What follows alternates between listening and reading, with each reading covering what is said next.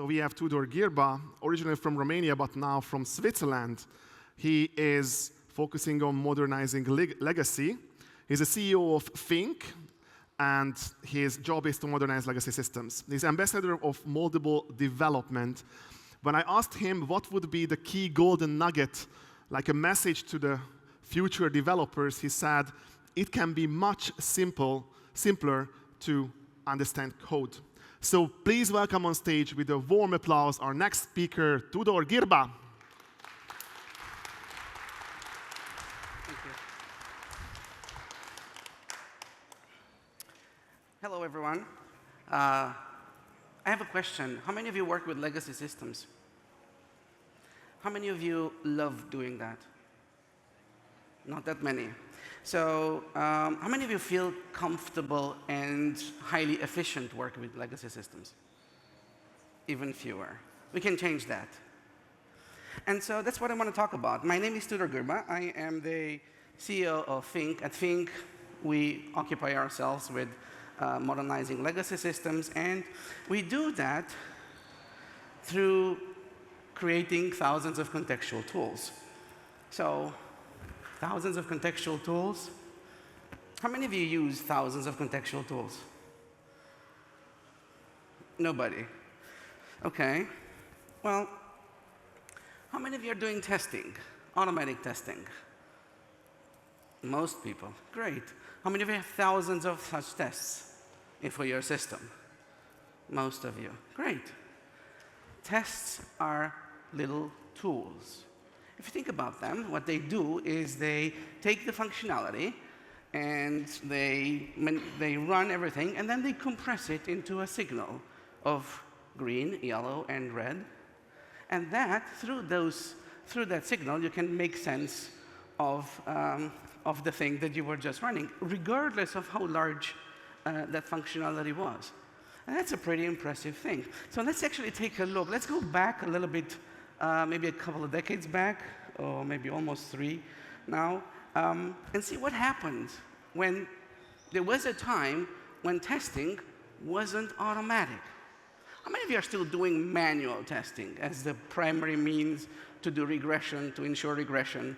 So just a few hands up, right? So a lot of there used to be a time when basically everybody in the room would be doing manual regression testing. But the problem with the manual regression testing is that it doesn't scale. So I remember my very first job long time ago, around 2001. And there was one person who was in charge with quality assurance, and they were basically testing. And I said, well, how do you test? And I said, well, I clicked. And then I said, oh, so did you throw your mouse away? I said, well, what do you mean, did I throw my mouse away? Well, I said, well, you know, the mouse is only guaranteed for a few 100,000 clicks. So after which, it probably shouldn't work anymore, especially at that time. So if you didn't throw your mouse away, you really didn't really test.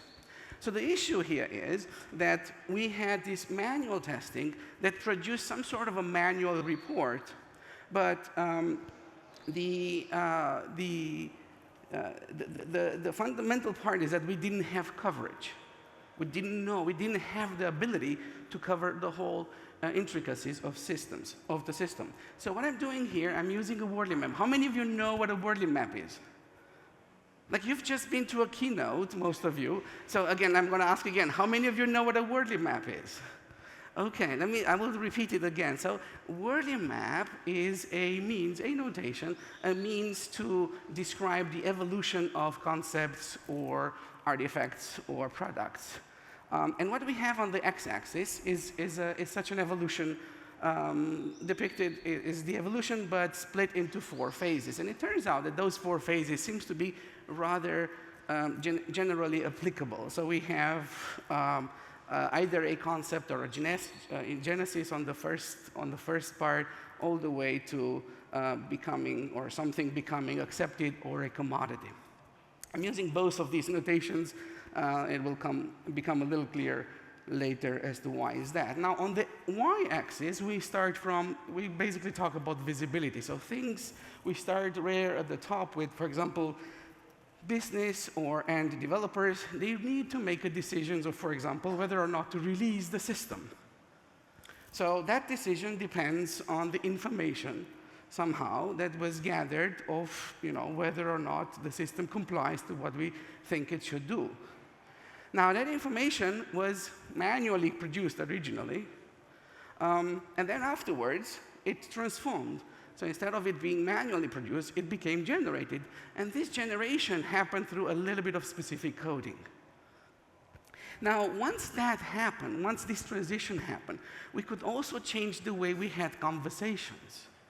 So instead of talking about some data points, so when you're not able to click through your entire system, you have to, you will have some impression of some parts, but you will not have impression about the whole of the system. And as a consequence, you will be talking about some data points, but you will not have a coherent model of what the system is. While when you have the chance of having a larger coverage, you can actually build a much more cohesive model in your head. Now, this conversation, also, it's kind of interesting how every different, I don't know if any of you have experienced that, but there used to be a time when manual testing was in place, when people would have lots of checkboxes or checklists, and they would have to tick their checkboxes. And during this time, we would have different parts, right? They would have, oh, for this one, before I'm going to click here, I need to set up this server first. I have to wait 5 minutes, and then I'm going to go here, I'm going to log in with this, and then I'm going to do that. And it's going to be, and each of these problems were thought about differently. They would be involving different types of mechanics. While as soon as it is transformed into testing, all of this became more systematic because we could represent it all in code, all using the same little pieces. And it didn't matter whether we were talking about testing a tiny piece of functionality or a large system. We could do it systematically the same. And this is really, really key, because at the end, what it enabled us to do, it was to have a hypothesis, to drive our decisions based on hypotheses, much more like a scientific method, but applied to every engineering context. So this is pretty interesting. But now the question is, well, how did it work? What made this all possible? And the differentiator there was this idea there was a new kind of a development experience, which was now made out of little tools or little tests. Those little tests were pieces, and the totality of them provided the entire picture, right? And this is how we this is how we changed testing. And one interesting consequence with that is that all of those processes that were built on top of the idea that we can only manually test, they went boop, they disappeared. We didn't need them anymore because we understood how to transform testing into more of an engineering discipline. So here I have another couple of questions. So the first question is, how many of you read code for more than half of your time? So if I say developers read code for more than half the time, please raise your hands up. So pretty much everybody. You're not the only ones I'm asking. I've asked thousands of people before, and pretty much everybody has the same answer, and there are very good studies about this too. But now here's the other question, like when was the last time you talked or you heard developers talk about how they read code? Not about the code that they read, but about how they do the reading. It's not a subject of conversation, isn't it?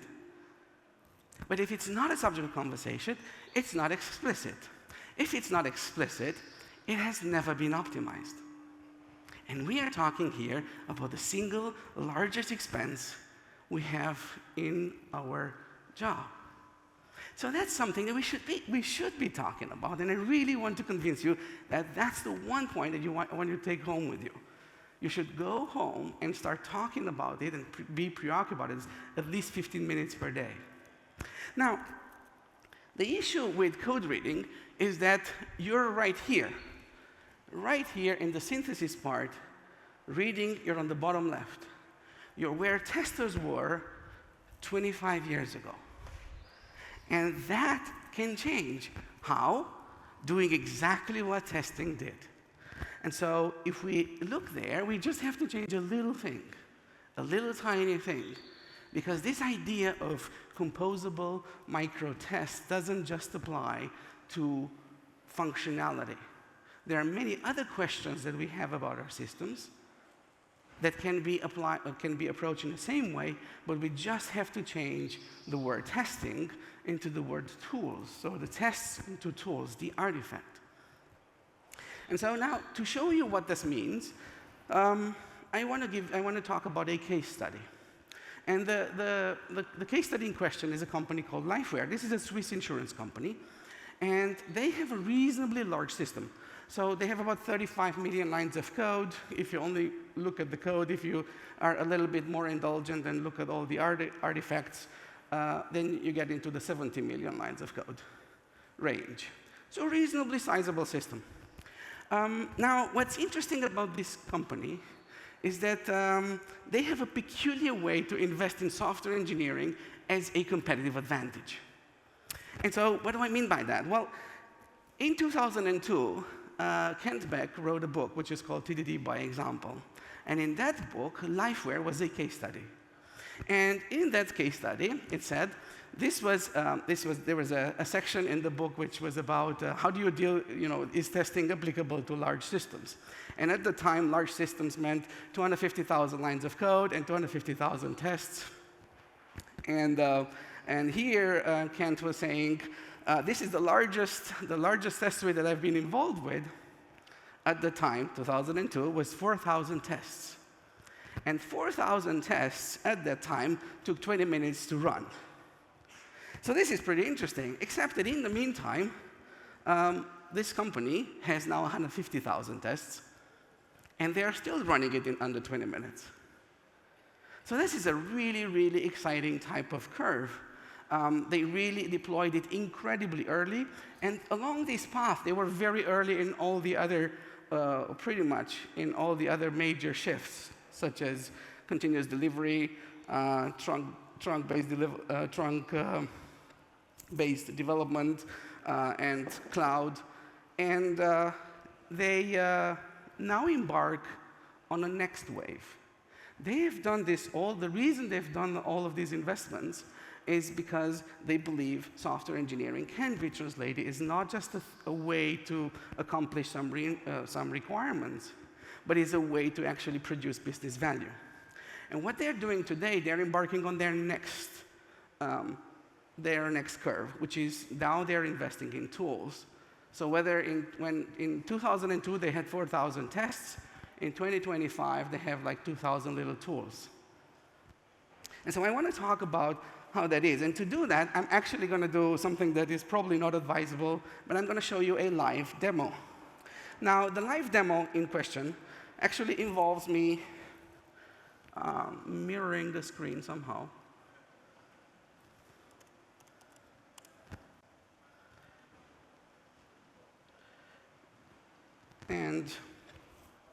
And I am now connected to a remote server that has the development environment. So we're actually looking at the development environment at this company. Now, in particular, here I opened a tool, an initial tool, a starting point, that they use to run tests. And here I ran, they have here 150,000 tests, and you can see 150,850 ran.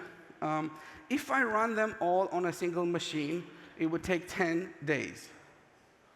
I didn't wait for 10 days to run those. It actually ran in about 18 minutes. Now, the thing about this 18 minutes is that I only expected it to run in about 15 minutes. So that's a kind of interesting thing. Why did it take 18 minutes? So this is one kind of problem. The other problem that I have here is that I have 454 yellow tests, which means tests for which the assertion has been invalidated. So the hypothesis no longer holds, right? So that's the kind of problem. So I'm now simulating a developer, and as a developer, now I have two kinds of problems. So one problem is, oh, why are the tests failing? So I need to go towards the domain. On the other hand is, why did the job take so long? Why did it take 18 minutes when I expected 15? And so now I have to go more towards the ops. So let's try to do that. So I'll pick the first one, going towards the business here. So the first thing I'll do here is that I'll take this. I'm going to inspect the results, these test results. So that's what I'm doing here. What you see here on the right is something called an inspector. So we're actually inspecting a little object here that holds all of these results. Now, this object, this inspector, has something we call views, so these things that you see over here. Now, the first view that you're seeing here are taking all these tests, and they're grouping them by something called a comparison failure. Now, here I have to make a little parenthesis and explain to you what Lifeware actually does.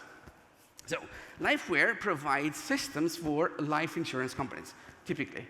And their proposition is kind of like this. They go to an insurance company, and the insurance company says, I have a system which manages policies, which is like at the core of that business. Now, after a while, so those systems were developed internally in some way. Maybe they have not just one, but maybe multiple of them, depending on maybe they bought a company, or maybe they have different initiatives and they have duplication. What Lifeware says is, look, we just want you to give us the data, only the data. We're not going to look at your system at all. We're going to throw the system away.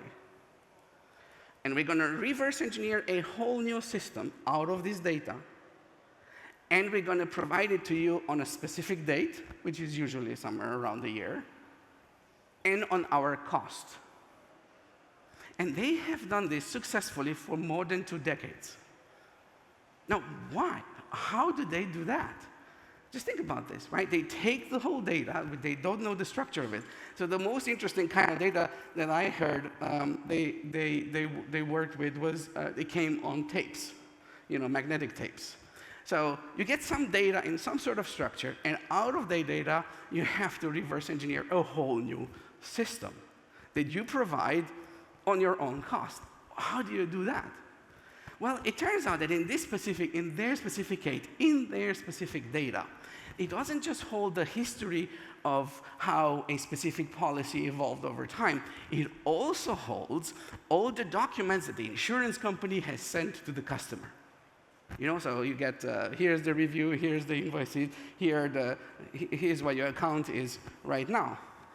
So the interesting thing is that what they are doing is they're saying, look, if I have all this data, and I replay all this data, we need to build a system that produces pixel-identical documents.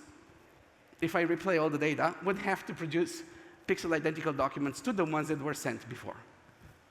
And so that's what they do. They basically test-driven design a whole system starting from the completely exterior constraints, literally filling out the system so that at the end, they can produce the same kinds of documents back. Now, this is a pretty ingenious way of doing test-driven design, because it's no longer just a little bit, about the unit test, but it's literally test-driven designing the whole business, which is pretty exciting. So here I have, of course, in this process, they got very good at comparing various kinds of artifacts. Now, so here I say, I have 454 problems. That sounds like daunting. Okay, so many tests. Why did they fail? But it turns out that not all tests, they're not like 454 different kinds of tests. Because here it says there are 36 of them that failed because of the same reason. Well, let's look at that a little bit closer. So I'm looking at that. That's one particular test in there. Now I'm double-clicking on it. And I get the trace, right? So this is what the trace of the test, of the test failure. How many of you have seen failures like this? Like, you get a test and you look at the log and you see the console something. Oh, come on, be honest. How many of you are doing this on a regular basis? That's exactly it, because that's a perfectly reasonable way to look at things, because this is literally what the artifact produce is. except it's not particularly useful. Because this specific exception, this specific problem, as I said, is something they call a comparison failure. Now, a comparison failure has meaning. I know much more about this failure. So if the only thing I do here is that when I look at this specific failure object, if I just change the view and I look at the actual document, I can see highlighted there what actually changed. So the actual pattern that you see here is kind of like this. So when the CEO of an insurance company changes, all the signatures change. So now you're going to have to go and fix all the assertions in all the documents that have that signature in, because now you want to expect a new kind of signature. And that's exactly what you're seeing there, like highlighted with pink. We have the parts that we have to focus on.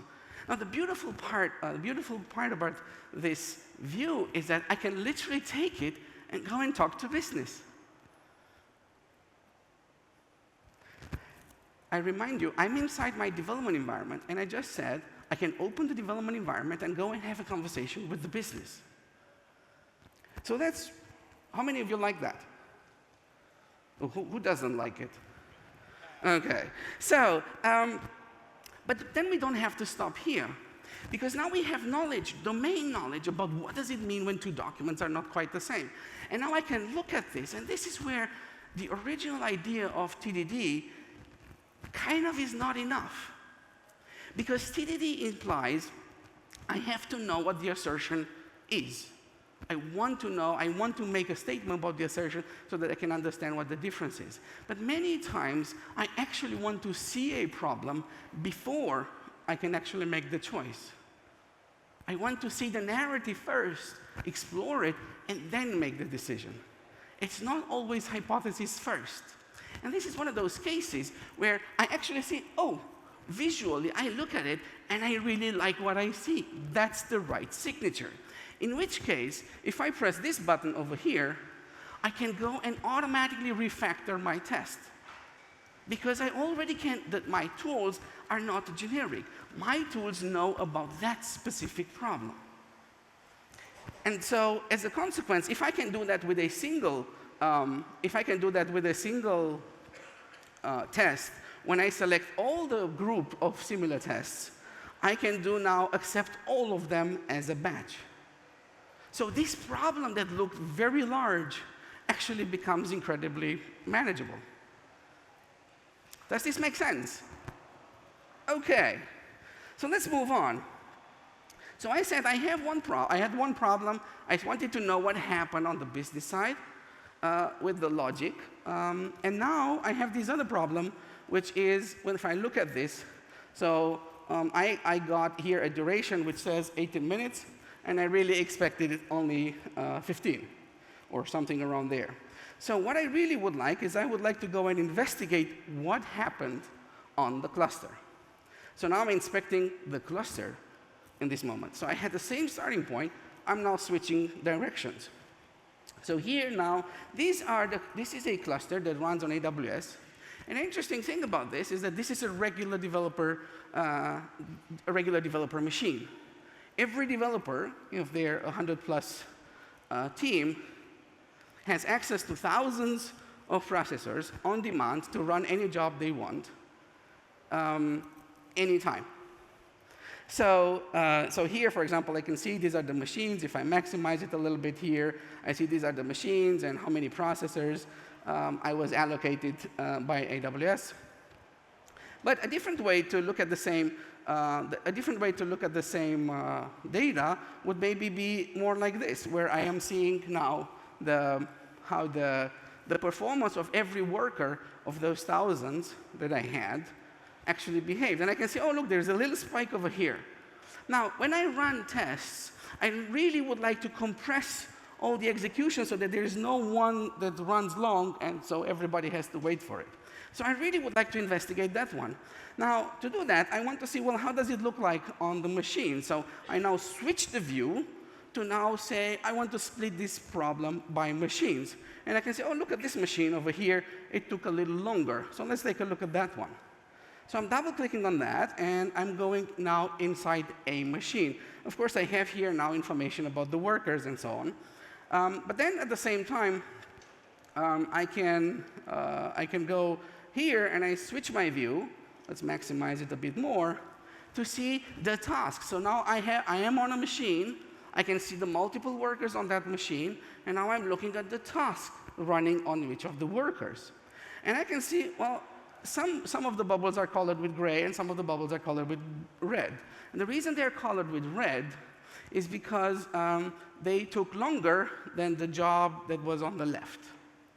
Does this make sense? Because basically, we want to compress everything, which means that the longer jobs should come first, and the smaller jobs should come afterwards, right? This would give us the largest compression. So here I can see, oh, look, there's this long test over here, so maybe we want to go and investigate that one. And that's what I'm doing now. I'm going in there. I'm now looking at the worker. And then, of course, I can take a look at the task timeline, and I can see, OK, there's this one task over here, and there are 4 tests in this particular task. And one of them, it looked like it took 5 minutes. So now I'm looking at that particular test. And then, of course, I can see that there is a test case. So that now I have an object that tells me this is the test case that was run. And of course, this object gives me now an editor. So, and then it says, it's OK, yes, I added a 5-minute wait.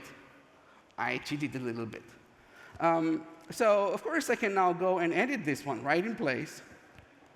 And when I do that, I can go and actually see, well, does this work? So what I will do is I will actually execute the test.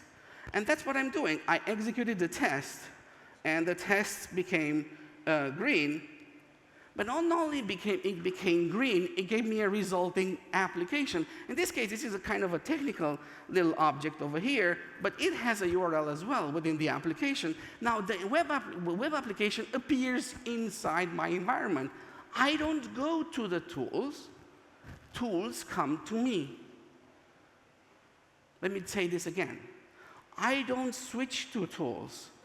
Tools come to me. In the physical world, we often have to go from station to station if we have to do multiple things. But even there, we invented this idea of a factory floor in which things come to where things are, like which the material or the tools come to where the material is often. But so in the digital world, we literally are not bound by any boundary. Any boundary that exists is absolutely artificial, and it doesn't have to exist. We can literally manufacture absolutely any experience we want, literally, based on our particular needs. Now, so here, now, this is a fully interactive web browser in which I can go on and explore things over there. So how many of you like that one? OK. So what we've done here was we took an ops problem, and then we identified the problem, and then we went ahead and fixed it. Now notice how the editor was not the first thing you have seen. The editor is actually the last thing you have seen. It is only when you know what to read, then maybe reading makes sense. Up to here, there was no reading problem whatsoever. So anytime you read, you can simply ask yourself, what would be an interesting tool? What would be an interesting view that makes me, or that helps me not read this through this particular problem? OK, but the other thing here is sometimes you have new kinds of problems. So for example, here, I have one machine where I have many workers. And I went down the route of looking and investigating a particular hypothesis. Why did the test take long? But it's also possible to investigate other hypotheses. So right there, for example, at some point in time, we had another one which would say, well, the worker took longer because it ran out of memory. So here is another view where I switch cores. So I reuse all the other little tools that I had so far, and now I'm switching the cores and going another path. Because this is the other thing here, is that I don't necessarily need a complete tool all the time. I can manufacture my experience at development time. So if we now go back to the larger perspective, I presented you here a few, three scenarios here. So I ran the tests.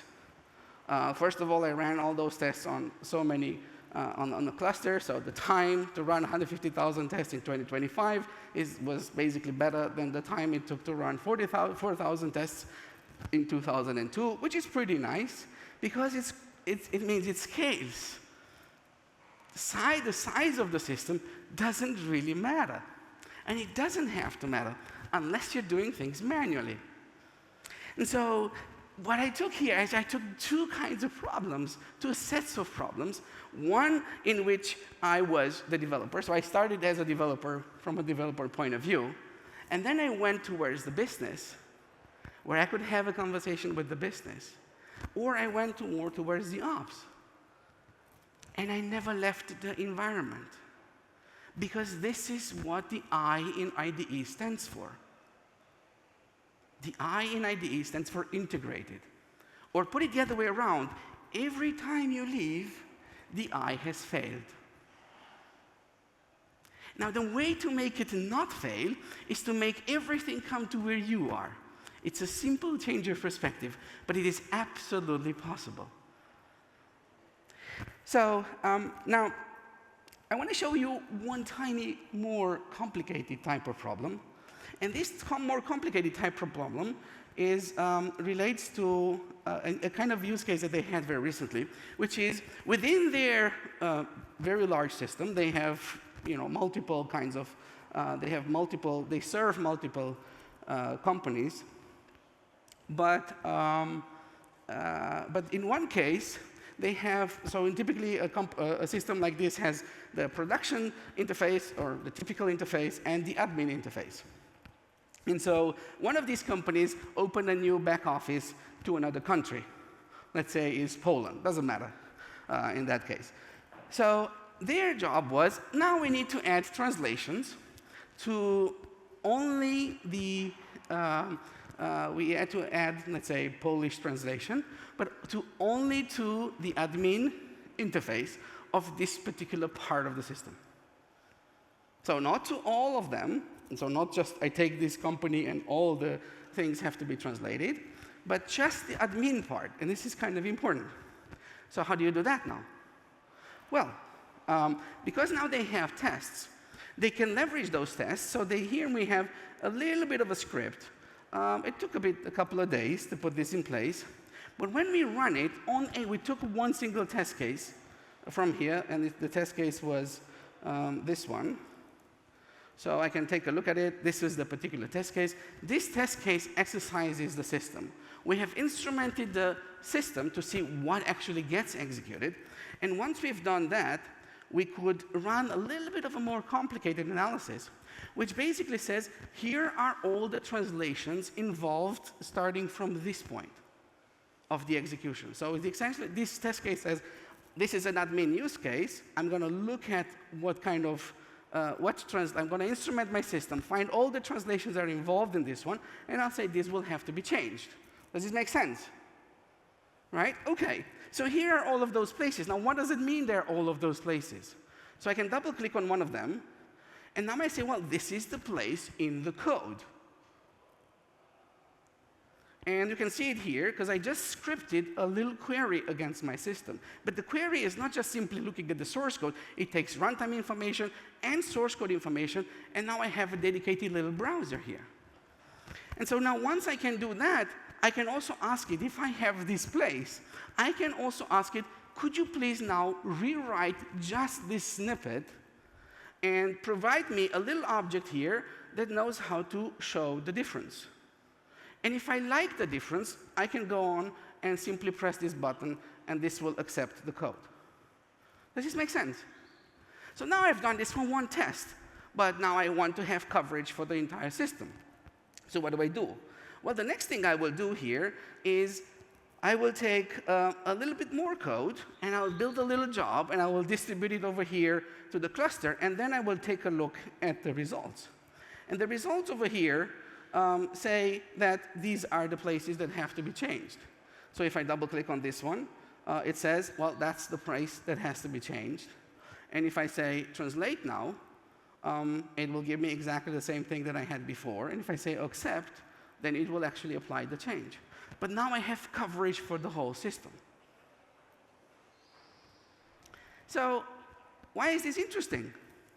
Well, a few reasons. So one reason here is, notice how, if in the case of the test, I had this polished interface with beautiful looking things, here I just have some snippets of code. Right? I just have some starting points, some queries in code with which I'm basically starting my analysis. Well, so because of that, why don't I have a polished tool? Well, because this use case is ephemeral. I have it now. And so I built enough of a tool to help me do the job. But when I did that, so if we switch back a little bit to the larger picture, I had this kind of question behind this. I said how to add Polish translations only to the admin part. And I have these little steps here. Now, each of these little steps provides you a little answer. And so, because the thing is, this is not a full tool. There is no frame. This is something that we simply assembled right now, or for that particular job. And then behind this little large question, we have smaller questions, like how to detect where to add the translations, or what was detected when I ran the translation, or how does a translation look like, or how does a change to that translation look like. All of these are little tiny questions. And what's interesting is that each of these leaf questions is answered by a little tool, a little view that appears in some context that I'm actually looking at. And the interesting thing is that somebody has to come up with this. And this is where we talk about two different kinds of roles, two different types of skill sets. At the top, we have the stakeholder. Anyone that has a stake in the system has the right to have a question about the system. But now we somehow have to manufacture the answers. And that's the job of the facilitator, the blue part. And those answers can come simply by providing a little tiny micro tool that provides a little tiny, a tiny answer. And then it's the job or the responsibility of the environment to help you construct larger narratives. And sometimes you're going to reuse views, like, for example, we did with the case of the refactoring. Sometimes you're going to build them from scratch.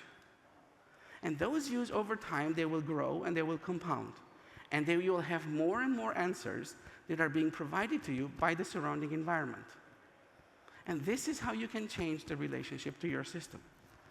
And so now if we go back to our map, the reason we color them with red and blue is because there are two roles here. At the top, we talk about how do you use information. At the bottom, we talk about how do you extract information. Right now, most of the development goes into the inspection, the manual inspection, which most of the development budget goes there, which is just trying to dig through some mine to go and find the nuggets that potentially somebody can exploit. While we should be doing the other way around. Our energy should be on the red part, not on the blue part. And so here, just to say, well, how do you get to that? Well, it's very useful to have a couple of guiding metrics. Not metrics that you want to optimize for, but metrics that you want to guide through. And so here we talk about time to question on the top and time to answer at the bottom. And if you want to adopt this idea, which is called moldable development, you start from the bottom. You start by decreasing the time to answer. And what you will find out is that the real bottleneck is in the time to the interesting question. And this is how we can change the relationship we have with our systems, whether they are legacy or whether they are new. And so if you want to learn more about this, the idea is called, as I said, it's called Moldable Development.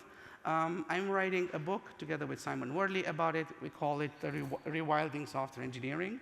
You can find it at moldabledevelopment.com. We are writing it in the open. It is free and open source, as it's all the work that we are doing in this space. So we kindly ask you to, or kindly invite you to read it. And if you do read it, please do provide feedback. We are very much looking for feedback, both in the content, but even more importantly, in the presentation. So I wanted to talk today about a different perspective on how we can deal with software systems. I showed you one case study, but this is one case study. If you look into the body of work that we have made publicly available, we can show how this one works with all sorts of different technologies, all sorts of different languages. I can actually even take it and use it in practice if you want. Everything is free and open source. We kindly invite you to take a look at it and start a conversation.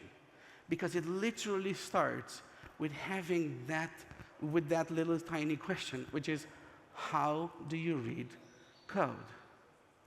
And once you do that, when it's going to be time to talk about legacy, you're not just going to talk about how do you modernize it as if it's a defensive move. You're going to be talking about how do you leverage it for creating new value that was not possible before. Thank you very much.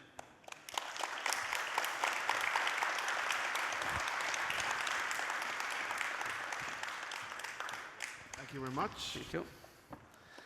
We have some little gift for you, but before that, we need to answer the questions. Let's see, so please go to Slido, post in your questions. We have 2-3 minutes for the questions, so not so many. Let's jump in. How much effort is required to keep the tools working as the system evolves? That's a very good question, and we can go back to the test problem. So we had exactly the same conversation, the same kind of questions existed 25 years ago when people came up with tests. Oh, how will you, because now I'm going to double my effort, like you saw, for example, in the case study, there were 250,000 lines of production code and 250,000 lines at the time of test code. It's like, oh my God, now we have double the amount of code. How are we going to manage that? Well, it turns out, as I showed you here, if you're building tools for managing those tools, it's actually possible, it's highly scalable. Okay. How can you manage this amount of tools? Like decide you have the tool or needs created? That's a very interesting question. So how do you decide whether, like if I have thousands of tools, how do I decide, what do I do with them? Is this not overwhelming? Well, the thing is, a couple of things here. First of all, I showed you here an environment which already has thousands of tools. And I don't believe they were overwhelming for you. Why? Because you didn't see thousands of tools at the time. You just see a few that made sense in a little context.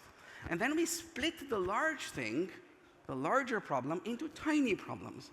Each of the tiny problem becoming or being able to host tools. And you don't go to a tool. The tools pop up. They come to you. And you just simply say, before you use the tool, and this is really, really, really important, never ever let the tool drive your decision. Always start with the question that you want to answer, and then pick the tool. And once you do that, then you will see actually having the optionality of choosing the tool is a benefit, not a cost. Okay, last question. How do you manage all the data and references for the tools, linking the tools? How do you manage all the data and references for the tools? Now, this is a really interesting question. Now, here's the thing, right? So, as a software engineering business, primarily, what we are doing is we are creating systems that make users make much better decisions about data that they will never see. We have that skill. We software engineers know how to transform data problem into decision-making problems. And so how do we do it? Well, we take the data and we look at the intricacies. We understand what the references are. We build the model of that, and we manipulate it, and we present it afterwards. Now, everything about your system is simply data. The greatest thing, the greatest opportunity we have here is that this is not a new problem. In fact, it's a problem that you've already seen. You just don't realize that your systems go about, they are governed by the same rules that the other data that you're manipulating are governed by.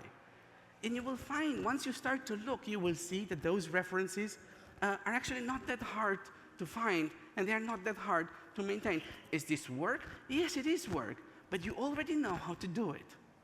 It's not that foreign of a problem once you start thinking about it. Okay, it's really upvote. It's obey the audience and ask you, what is the tech stack behind the demo you showed? So what is the tech stack? I didn't want it to be perceived as some sort of pitching for a tool, but there is a technology that we're showing here, which is called Glamorous Toolkit. Now, Glamorous Toolkit is free and open source, with no licensing model whatsoever around it. We built it as a research platform to discover what moldable development is. The effort here spans back 15 years. This is not a new idea. It is highly validated. And what we're showing with Glamorous Toolkit is not a tool that you can go and use now for your problems. It is a tool that was developed following moldable development, and it is the first large case study of moldable development. And so you can go and learn from it simply. And then you figure out what kind of tooling you want to use later on. Thank you very much. You survived the questions and answer block. Thanks a lot, Tudor. It's a small gift from the organizers. Thank you very much. Tudor Girba.